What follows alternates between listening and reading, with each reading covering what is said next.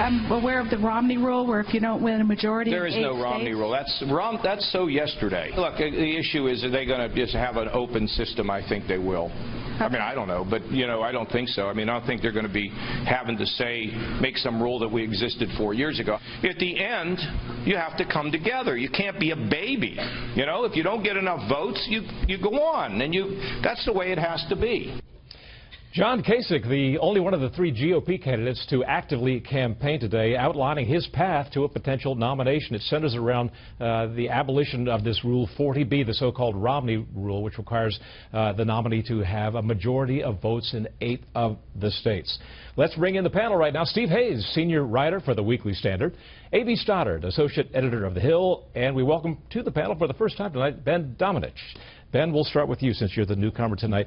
You know, we've seen so many of these quote-unquote coronations, theatrical coronations at conventions in the past several decades, that we are unused to any kind of a contested convention. And I think the populace, the people who voted in the primaries, are unused to this, unprepared for it, and will be angry at any sort of a contested convention. They are going to be angry, but I think they'll be a lot more angry if you see what plays out in Cleveland to be the sort of thing that we saw play out in the minds of a lot of people fancifully writing Paul Ryan fan fiction here in Washington over the past week, where you had all these different people talking about the concept of an open convention where you could name someone who had not ever run for president before to fill that role. That's only happened once in the 160-year history of the Republican Party. And I think if that's the outcome in Cleveland, people would be a lot more furious than if they have one of the 2 front runners currently in the party who, while they both may be unpopular in Washington for different reasons, are getting out voters behind them, are having that the support, and that support is for them as the nominee, not just you know, as the vehicle for someone else to take that job. Let's talk about this concept of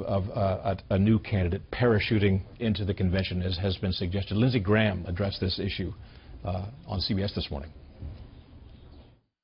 I'm trying to get us the most viable nominee for 2016 that could win without destroying the party. I think Trump destroys the party, and if you parachute somebody in and try to ignore millions of votes, you're going to destroy this party. So we were right back to Ted.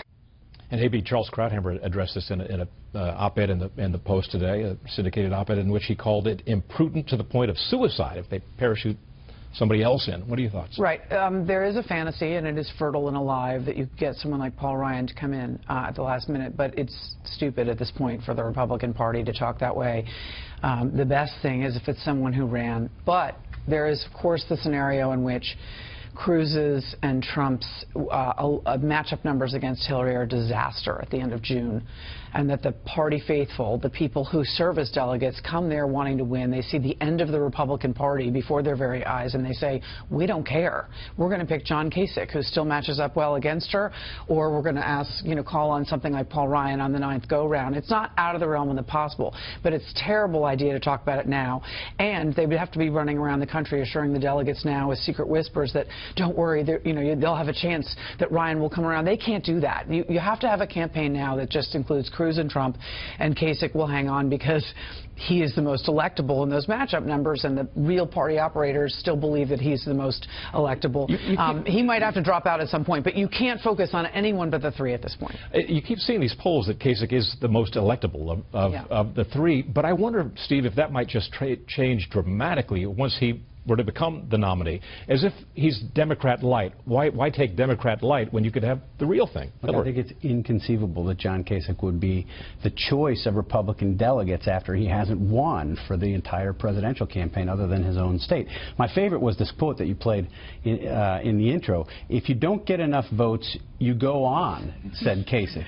Actually, most people, if you don't get enough votes, you don't go on. You drop out and you let other people fight. But this is Kasich's plan. What I find baffling here at this point is John Kasich is training all of his fire on Ted Cruz in New York. That makes no sense. John Kasich's entire play, if you think he has a play, is to keep Donald Trump from getting to 1237.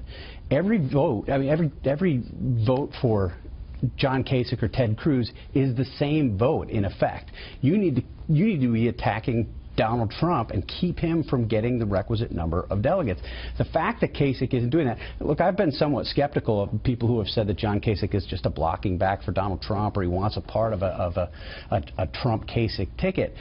But it's hard to explain what he's doing here other than with that explanation. I want to turn to the Democrats really quickly. We've been telling you yesterday how they took the gloves off, put the gloves back on a little bit today. At least Bernie Sanders did. Listen up.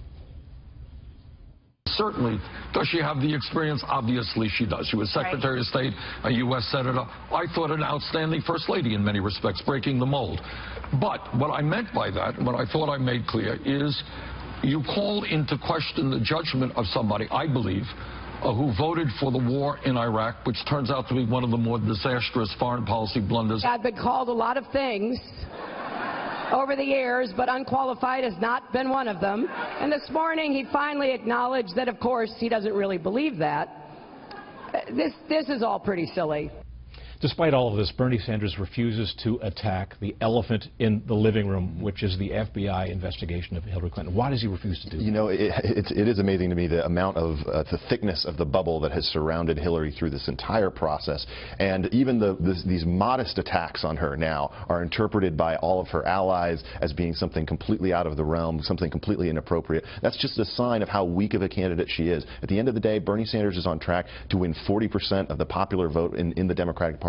The only person in the history of the party in the modern era who's had that happen and not become the nominee was Hillary Clinton in 2008. That shows her weakness. Maybe. Well, yeah, the email thing is a tricky thing for Bernie Sanders, but I do believe that he's staying in, not only because he started a movement and he has a cause and he's having a wonderful time and is raising an unbelievable amount of money, but I think he believes that the FBI thing could help him in the convention setting if it was not even an indictment but damning enough to really puncture her.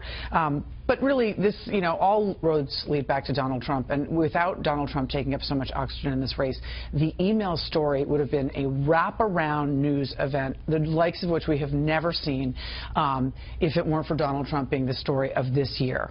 Steve, what are your thoughts about why Bernie refuses to address this FBI investigation? Well, I think he had the big moment in the debate, and he said repeatedly, he's been asked about it several times since then, do you regret saying that you don't want to talk about her damn emails? And he says no, and when he repeatedly says no, he would look foolish now if he started to. I don't agree with AB. I don't think that if Donald Trump weren't in the race, everybody would be talking about and covering the emails, because Hillary Clinton has this built-in advantage in that the mainstream media doesn't want to report on the email story.